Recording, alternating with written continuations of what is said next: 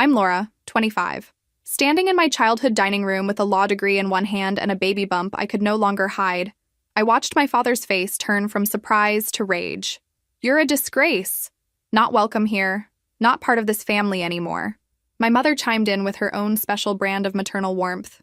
"You chose failure, so sleep on the streets." And just like that, my homecoming dinner became my exile ceremony. The real kicker? They hadn't even asked who the father was. If they had, well, let's just say their reaction would have been very different. But I guess when you're more concerned with what the neighbors think than your pregnant daughter's well-being, details like that don't matter. Where are you watching from today? Drop your location in the comments below and hit that like and subscribe button if you've ever felt rejected by family. You'll definitely want to stick around for what happened next. Let me back up to explain how we got here. I met Michael Hastings my freshman year at Yale. Out of thousands of students, what were the odds that someone from my tiny Indiana hometown would end up in my pre-law program? But there he was, the son of my father's boss, looking just as homesick as I felt. We bonded over shared memories of the county fair and complaints about East Coast winters. For 3 years of undergrad and 3 years of law school, we kept our relationship secret, not because we were ashamed, but because I knew my father. He'd either accuse me of gold digging or worse, try to use my relationship to advance his career. Can you imagine? "Hey boss, my daughter's dating your son. How about that promotion?" The thought made my skin crawl. So when we visited home for holidays, we arrived separately. At Yale, we were the couple everyone knew. Back home, we were just two kids who happened to be from the same town. The secret wore on us. But we planned to reveal everything after graduation, when I could stand on my own accomplishments. Then 2 pink lines changed our timeline. I found out I was pregnant in January of my final semester. Morning sickness during criminal procedure, hiding my growing bump under oversized blazers during mock trials. Law school was hard enough without creating life at the same time. Michael was ecstatic. His parents, when we told them, were over the moon. His mother started knitting immediately, and his father opened a college fund before we'd even picked names. Finally, Robert Hastings had said, a grandchild to spoil. They wanted to throw us an engagement party, help plan the wedding, be involved grandparents. The contrast to what was about to happen with my family would have been funny if it wasn't so heartbreaking. By graduation in May, I was 5 months pregnant and running out of ways to hide it. The flowing graduation robes helped, but I knew the clock was ticking. Michael wanted to come with me to tell my parents, but I convinced him to wait. "Let me tell them first," I'd said. "Your dad can fly in tomorrow once they've processed the news." How naive I was, thinking there'd be a tomorrow in my parents' house. The 12-hour drive home was torture. I practiced my speech 100 times, even prepared a PowerPoint. Yes, really. Showcasing my law degree, my job offer at a top Chicago firm, Michael's proposal, our plans, evidence of success, stability, love. Because if law school taught me anything, it's that evidence matters. But I should have known. Some juries come in with their minds already made up. I pulled into the driveway at 6:30. Dinner time in the Morrison household. Nothing had changed. Same beige siding, same garden gnome Mom insisted was whimsical. Same sense of dread I always felt coming home. "Laura," Mom opened the door, her smile tight. "You've gained weight." And there it was. Maternal affection at its finest. "Nice to see you too, Mom." The dining room smelled like pot roast and disappointment. Dad sat at the head of the table, already halfway through his beer. He barely looked up when I entered. "Thought you'd be too fancy for family dinner now that you're a big-shot lawyer." I bit back my usual sarcastic response. "Stay calm, Laura. You're an adult. A pregnant adult with a law degree and a fiancé who actually loves you. Actually, I have some news." "Sit down," Mom interrupted, bustling in with plates. "Food's getting cold." So I sat. I watched them eat and complain about the neighbors, the weather, the government, everything except asking about my life. 20 minutes in, I couldn't take it anymore. I stood up, my chair scraping against the floor. "I need to tell you something." That's when Dad noticed. His eyes zeroed in on my midsection, on the bump that my dress could no longer hide. His face went through a fascinating array of colors. White, red, purple. I'd seen less dramatic transformations in chemistry class. "You're pregnant." Not a question. An accusation. "Yes, You're a disgrace." He slammed his hand on the table, making the dishes jump. "Not welcome here, not part of this family anymore." Mom's contribution was equally heartwarming. "You chose failure, so sleep on the streets." No questions, no concern, no who's the father or what are your plans, or how far along are you? Just immediate exile. The cruelty of it was breathtaking. That's it? I asked, my voice surprisingly steady. Your pregnant daughter comes home with a law degree from Yale and you throw her out? No questions asked? What's there to ask? Dad's voice dripped with disgust. Obviously, you've ruined your life. Pregnant and unwed, probably don't even know who the father is. What will people say? There it was. The real concern. Not my well-being, not their grandchild, but the gossip at church. I'm engaged, I managed to say. The wedding is in August. I have a job lined up. Lies to make yourself feel better, Mom cut in. No decent man would have you now. Get out before someone sees you here. I stared at them. These people who were supposed to love me unconditionally. 6 years of perfect grades, law review, job offers from top firms. None of it mattered because I was pregnant. Fine, I said, grabbing my suitcase. I'll go, but remember this moment. Remember that you chose your reputation over your daughter. Don't come crying back when he leaves you, Mom called after me. We won't be here.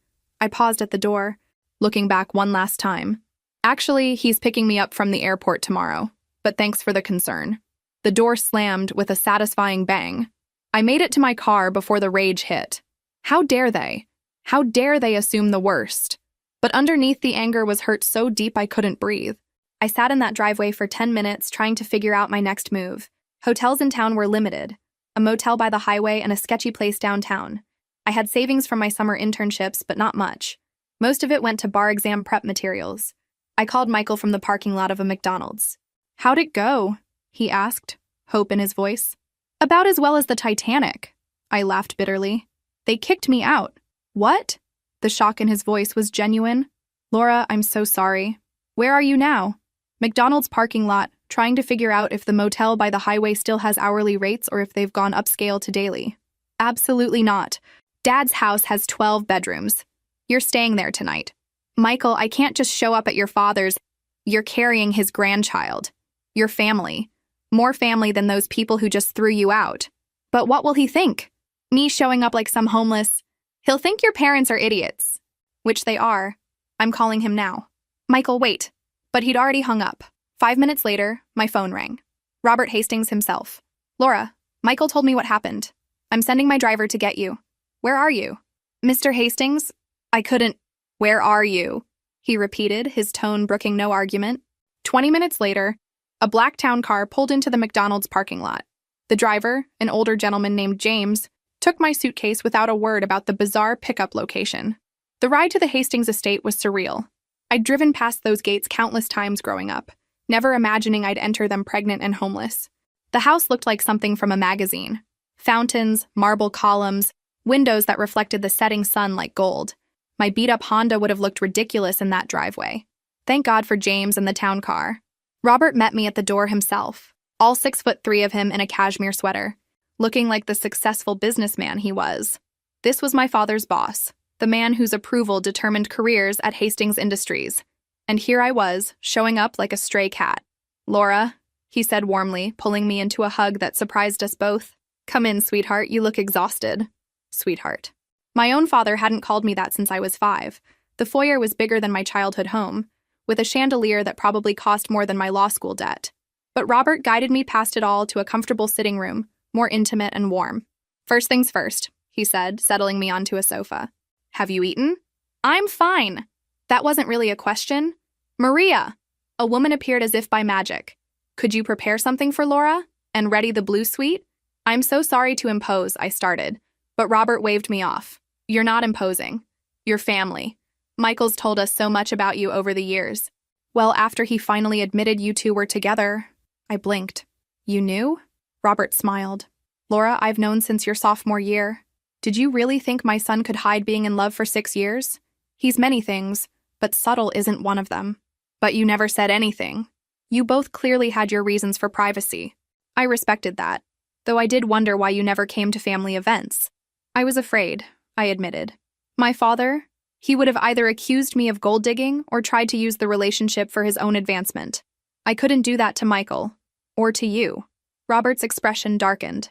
Your father, yes, I can see him doing that. Tell me exactly what happened tonight. So I did. The whole story poured out. The secret relationship, finding out about the pregnancy. planning to tell them together, their immediate rejection. By the end, I was ugly crying into tissues that probably cost more than my groceries. They didn't even ask about the father, I said between sobs. Just assumed I was some kind of, I don't even know what they thought. They thought about themselves, Robert said quietly. About their image, their reputation. Not about you or their grandchild. Maria returned with a tray of food that looked like a 5-course meal. While I ate, the baby was apparently starving, Robert made phone calls in the next room. I caught fragments. Guest room prepared, shopping tomorrow, whatever she needs. When he returned, he sat across from me with an expression I couldn't read. Michael tells me you have a job offer in Chicago. Kirkland and Ellis. I start in September after the bar exam. Excellent firm. You'll do well there. He paused. I know Gerald Morrison has worked for my company for 17 years. I want you to know that this situation, your relationship with Michael, your presence here, will have no bearing on his employment. His job is safe as long as he performs adequately. You don't have to. Yes, I do. You're worried about repercussions. I'm assuring you there won't be any. From my end, at least. The meaning was clear. My father might create his own problems, but they wouldn't come from Robert. Can I ask you something? I said quietly. Why are you being so kind to me? Robert looked surprised. You're carrying my grandchild. You're the woman my son loves. You're a brilliant young attorney who earned everything through your own merit. Why wouldn't I be kind? My own parents are fools, he said bluntly. They're lost, truly. Now, let's get you settled. Michael's flight gets in at 2 tomorrow. His mother is flying in as well. She's already bought out half of Chicago's baby stores, I'm afraid. I laughed despite everything. She doesn't even know if it's a boy or girl. Doesn't matter to Margaret. She's been waiting for grandchildren since Michael graduated high school. I woke in a bed that felt like clouds. In a room decorated in shades of blue that probably had fancy names. The blue suite was bigger than most apartments, with its own sitting area and bathroom that belonged in a spa. My phone showed missed calls from 3 unknown numbers and one from my sister Rebecca in Portland. I'd deal with those later. A soft knock interrupted my thoughts. Come in, I called, expecting Maria. Instead, Margaret Hastings entered, looking impeccable despite apparently taking a red-eye flight. Laura! She rushed over, pulling me into a careful hug, mindful of my bump. I'm so sorry we're meeting like this. I wanted to fly out for graduation, but Robert said you two were keeping things quiet. Mrs. Hastings. Margaret, please. Or Mom eventually, if you're comfortable. She sat on the bed, studying me with kind eyes. How are you feeling? Morning sickness still? Sometimes. It's better now. And emotionally? Michael told us what happened. I'm processing. It feels surreal. Yesterday I had parents. Today I don't. Margaret took my hand. You have us. I know it's not the same, but you have us. A knock interrupted. Michael this time looking tired from his flight but lighting up when he saw me. I'll give you two some privacy, Margaret said, kissing my forehead before leaving. But we're going shopping later. No arguments. Michael pulled me into his arms the second the door closed. I'm so sorry I wasn't there. It wouldn't have changed anything.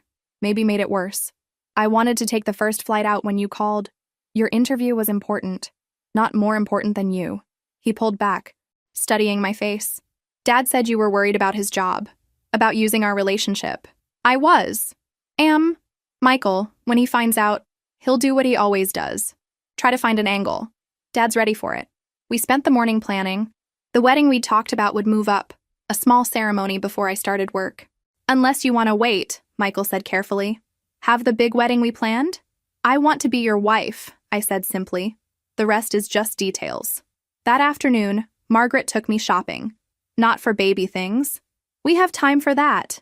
But for clothes that actually fit my changing body. Comfortable shoes, prenatal vitamins.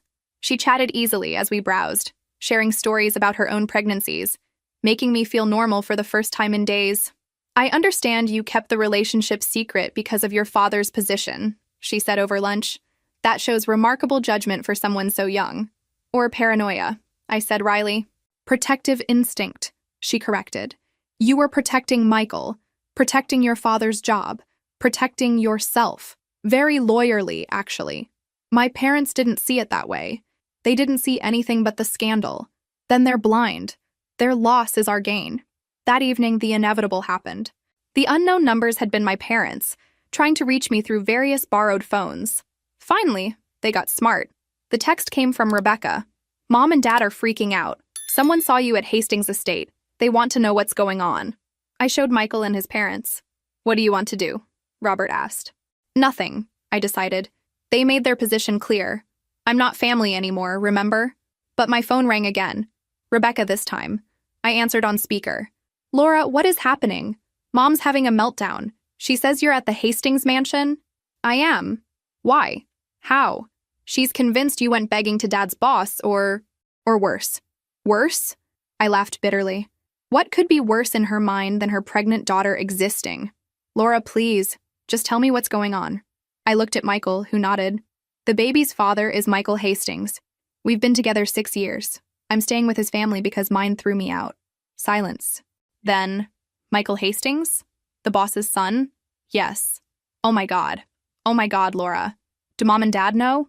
Nope. They didn't ask. Too busy calling me a disgrace and telling me to sleep on the streets. They're going to lose it when they find out. Rebecca was right. The meltdown, when it came, was spectacular. I'd blocked their numbers, but that didn't stop them from trying. They called Hastings Industries. They showed up at the gate. Security turned them away. They even tried going through their church, having the pastor call Robert to mediate this family dispute. Finally, Robert had enough. Let's settle this, he declared over breakfast. Invite them for dinner. Here. Tonight. Robert? No. You need closure, Laura. And frankly, I want to look Gerald Morrison in the eye when he explains throwing out his pregnant daughter. Michael squeezed my hand. Your choice. But Dad's right. This limbo isn't good for you or the baby. So I unblocked their numbers long enough to send a single text. Dinner at Hastings Estate. 7 p.m. Security will have your names. They arrived at 6:30 because even when desperate, my parents were punctual. I watched from the upstairs window as their sensible sedan looked hilariously out of place among the manicured gardens. Dad wore his best suit, the one from Rebecca's wedding. Mom clutched her purse like a shield. We made them wait 20 minutes. Petty? Maybe. Satisfying? Absolutely. When we finally entered the dining room, I wore a dress that showed my bump prominently. If they wanted to be ashamed, they could look at what they'd rejected all through dinner. Mom, Dad. I nodded coolly, taking my seat between Michael and Margaret. My mother's eyes immediately went to my engagement ring, the 3-carat family heirloom that had been Michael's grandmother's. I watched her calculate its worth, then glance at my father. Laura? Dad started, then seemed to realize he had no script for this. You look, well, pregnant. The word you're looking for is pregnant. We came to apologize, Mom said quickly. Did you? When exactly did you decide to apologize? Before or after you found out who the baby's father is? Silence stretched like taffy. Robert stepped in smoothly. Perhaps we should start with dinner. These conversations go better on full stomachs. The first course arrived. My parents stared at the array of silverware like it might bite them. So, Dad finally attempted. Michael, I had no idea you and Laura were involved. 6 years, Michael said pleasantly, though I understand Laura felt the need to keep it private. She was protecting your reputation at work. Didn't want anyone thinking you were getting special treatment because your daughter was dating the boss's son. Mom brightened. That's very thoughtful. Very considerate of her, I interrupted. Unlike parents who throw their pregnant daughter out without asking a single question. You have to understand, Dad said, leaning forward. We were shocked. The pregnancy, no warning. I tried to tell you, you didn't let me speak before exiling me. We thought you'd made a terrible mistake. The only mistake, Robert interjected coldly, was your reaction. Any parent worth the title would have asked questions. Who's the father? What are the plans? How can we help? Not throw their child out like garbage. Now see here, Dad started, his face reddening. I don't need parenting advice from someone housing your homeless daughter. Robert's voice could have frozen hell. You're right. You need more than advice. You need a conscience. The meal continued in agonizing silence until Mom tried again. We're family. We can work through this. Are we family? I set down my fork. Was I family when you told me to sleep on the streets? Was I family when you sent my belongings with a note saying don't bother coming back? We didn't know about Michael, and that matters? If he'd been a teacher or a mechanic instead of your boss's son, would throwing me out have been acceptable then? They couldn't answer. Of course they couldn't. Here's what's going to happen, I said, surprising myself with my calm. You're going to leave. You're going to tell everyone whatever story makes you feel better. But you will not contact me. You will not show up here. And you will not pretend to be loving grandparents when this baby is born. You can't mean that, Mom gasped. Our grandchild, the grandchild you rejected along with me, that grandchild? We made a mistake, Dad said desperately. But now we can be a family. I work for Robert, you're marrying Michael. We'll be connected. No. Robert's voice was final. Let me be clear, Gerald. Your employment is safe as long as you do your job. But if you attempt to use this family connection for any personal gain, if you harass Laura, if you show up uninvited again, that will change. Understood? My father went pale. 17 years of employment hung in the balance, and he knew it. Understood, he whispered. Furthermore, Margaret added, speaking for the first time, when people ask about your daughter, and they will, you'll tell them she's a successful attorney in Chicago. Nothing more. No details about her personal life, her marriage, or her child. You gave up the right to share in her joy when you chose cruelty over compassion. This is kidnapping, Mom said wildly. Parental alienation. We'll sue for grandparents' rights. Try it, I said, the lawyer in me finally emerging. Illinois law requires a pre-existing relationship with the child or proof that parents are unfit. You have neither. Additionally, I have witnesses to you throwing me out while pregnant. How do you think that plays in court? They stared at me like I'd grown a second head. This wasn't their compliant daughter who sought approval. This was someone new, someone who'd found her spine. I think we're done here, Michael said, standing. James will drive you home. Laura, please, Mom begged. Don't do this, we're sorry. I believe you are, I said sadly. Sorry you found out too late to benefit from the connection. Sorry you can't brag about your daughter marrying into wealth. Sorry you lost control of the narrative. But sorry for hurting me? Sorry for abandoning your pregnant daughter? No, you're not sorry for that at all. They left in silence, my mother crying, my father stone-faced. I stood at the window watching their taillights disappear, waiting to feel something. Regret? Sadness? Relief? You okay? Michael asked, wrapping his arms around me. You know what? I am. They showed me who they really are. Now I can stop hoping for parents they'll never be. Their loss, Robert said firmly. Now let's talk about happier things. When would you like to get married? The conversation shifted to wedding plans, bar exam prep, the Chicago apartment Michael and I would share. My phone buzzed. Rebecca again. Mom says you've brainwashed the Hastings family against them. What really happened? I showed the text to my new family. Margaret snorted. Brainwashed? We have eyes and ears. We can see cruelty when it's in front of us. I texted back. They threw me out for being pregnant. Hastings took me in. That's what really happened. You can believe whoever you want. Her response was immediate. I believe you. I'm sorry I wasn't there. It wasn't much, but it was something. Maybe not all my family was lost. Bar exam in 8 weeks, Robert said, bringing us back to practical matters. Think you can study while planning a wedding? Watch me, I said, hand on my bump. I'm pretty good at multitasking. Michael kissed my temple. That's my girl. Our girl, Margaret corrected. Our daughter. She said it naturally, like it had always been true. Like I'd always belonged here, with them. And maybe that's what family really was. Not the people you're born to, but the people who choose you, who see you at your lowest and say, come in instead of get out, who offer spare rooms and second chances and love without conditions. My parents had given me one gift without meaning to. They'd shown me exactly what kind of parent I'd never be. My child would never doubt they were wanted, never question their worth, never have to earn basic human kindness. They'd know love from their first breath to my last. That was my promise to the little one growing inside me. Now, Robert said, pulling out his tablet, let's talk about the wedding. Small ceremony? Large reception? What are you thinking? I looked around the table at my chosen family. Michael, steady and sure. Robert, protective and practical. Margaret, warm and welcoming. This was what I'd been looking for all along. Not my parents' conditional approval, but this, real, unconditional love. Small, I decided. Just the people who matter. The ones who show up. Perfect, Margaret said. That's all you really need. She was right. It was more than enough. It was everything.